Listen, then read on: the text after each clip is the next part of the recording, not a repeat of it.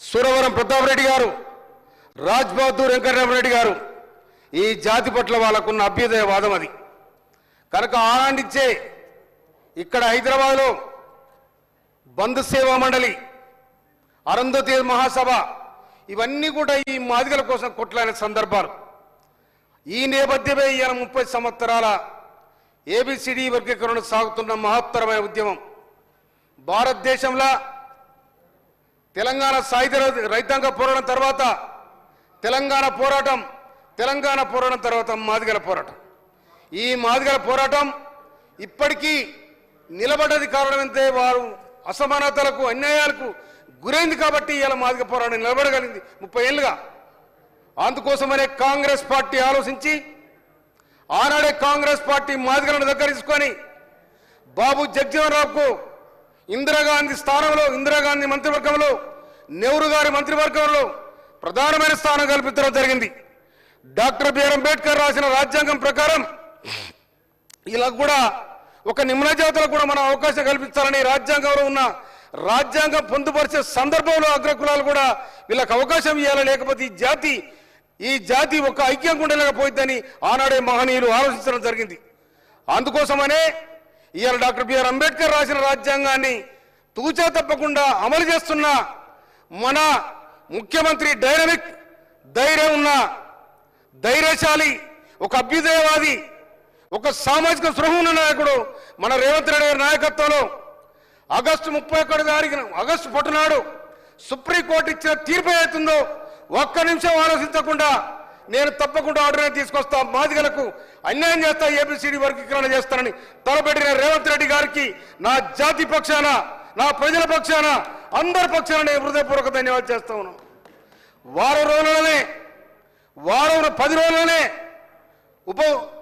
మంత్రివర్గ ఉపసంఘాన్ని ఏర్పాటు చేసి ఆ ఉపసంఘానికి అధ్యక్షత గౌరవనీయులు ఉత్తమ్ కుమార్ రెడ్డి గారికి, గౌరవనీయులు సీతక్ గారికి, గౌరవనీయులు పొన్నం ప్రభాకర్ గారికి, గౌరవనీయులు శ్రీధర్ బాబు గారికి, మీ అందరు కూడా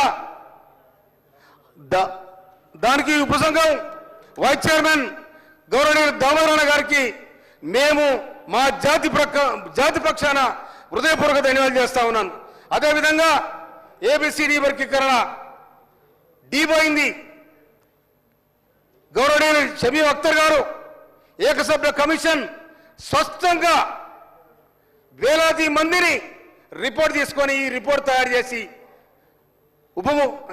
ఈ మంత్రివర్గానికి అప్పచెప్పడం జరిగింది.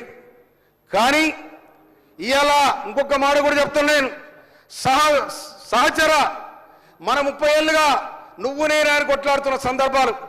కానీ మాల సోదరులు కూడా మనవి చేస్తా ఉన్నా, నేను మన ఆనందముల్లో కలిసి ఉందాం, ఎవరి వాడు వాళ్ళు తీసుకుందాం. ప్రభుత్వం చేసి పడేసింది, ఇక దీంట్లో మనం తారతమ్యాలు ఉండకూడదు.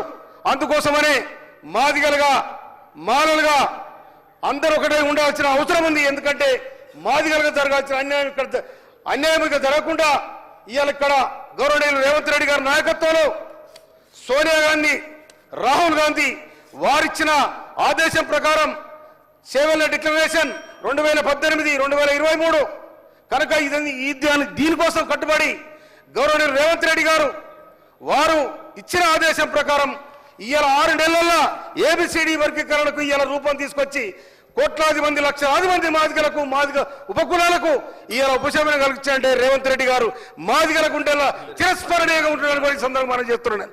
ఒక్క రేవంత్ రెడ్డి గారు కాదు, తప్పకుండా ఈ మాదిగ జాతి మీకు అండగా ఉంటుంది, కాంగ్రెస్ పార్టీకి ధీటుగా ఉంటుందని ఈ సందర్భంగా మనం చేస్తూ నేను మా తుంగతుర్తి ప్రజల పక్షాన ఇక్కడ నేను మాట్లాడుతాను. తుంగతుర్తి ప్రజలకు రేపు నుండి వేలాది మందితోని తుంగతుర్తిలో మనమందరం జమై దళితుల కోసం జరిగిన ఈ గొప్ప ఈ శుభకార్యాన్ని కాంగ్రెస్ పార్టీకి, ముఖ్యమంత్రికి, మంత్రివర్గ ఉపసంఘానికి ధన్యవాదాలు తెలియజేసే కార్యక్రమంలో మీరందరూ సిద్ధం కావాలని